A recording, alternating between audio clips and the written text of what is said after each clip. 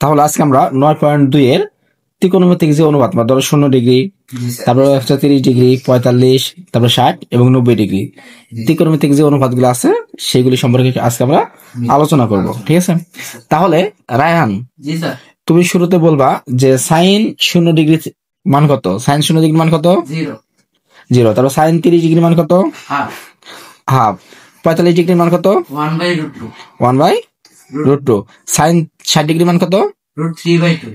আর sign 90 degree 1।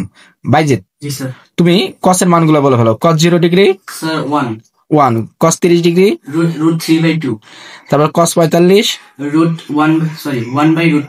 1/√2, কস 60 degree 1/2 বা half, আর কস 90 degree 0।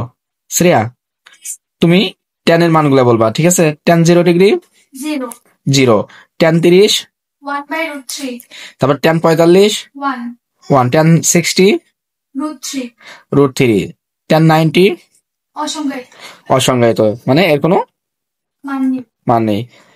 Bappi তুমি বলো কটের মানগুলা। তাহলে কট 0 ডিগ্রি অসংজ্ঞায়িত, cot 30 degree √3, cot 45 degree 1, cot 60 degree 1/√3, আর কট 90 ডিগ্রি 0। শ্রেয়া তুমি সেকেন্ড মানগুলা বলো। Sec 0 degree 1, sec 30 degree 2/√3, sec 45 √2, sec 60 আর সেক 90 ডিগ্রি মান কত? অসংজ্ঞায়িত। বাপ্পি তুমি বলো। জি স্যার। কসেক 0 ডিগ্রি স্যার অসংজ্ঞায়িত। Cosec 30 degree sir 2, cosec 45 degree √2, তারপর কসেক 60 ডিগ্রি 2/√3, কসেক 90 ডিগ্রি 1। এছাড়া আমরা অনেক বিভিন্ন দাপে করতে পারি। যেমন দেখো, যখন সাইনের মানগুলা বাইর করবা, ঠিক আছে, তাহলে সাইন 0, 1, 2, 3 এবং 4 এই সংখ্যাগুলোকে আমরা কি করতে পারি? 4 দ্বারা ভাগ করতে পারি। 4 দ্বারা ভাগ করে আবার যে ভাগফলটা পাবা তাকে বর্গমূল করলে আমরা এগুলি মান পাওয়া যাবে, এগুলি মান পাওয়া যাবে। আবার দেখো দ্বিতীয় ক্ষেত্রে যখন, আর সাইনের বিপরীত হচ্ছে কি? সাইনের মানে সাইন যেটা মানে উল্টা করে আসবে তখন কিসের মান পাবা? কসেকের মান পাবা। হ্যাঁ, আর সাইনের বিপরীত হচ্ছে কোসেক।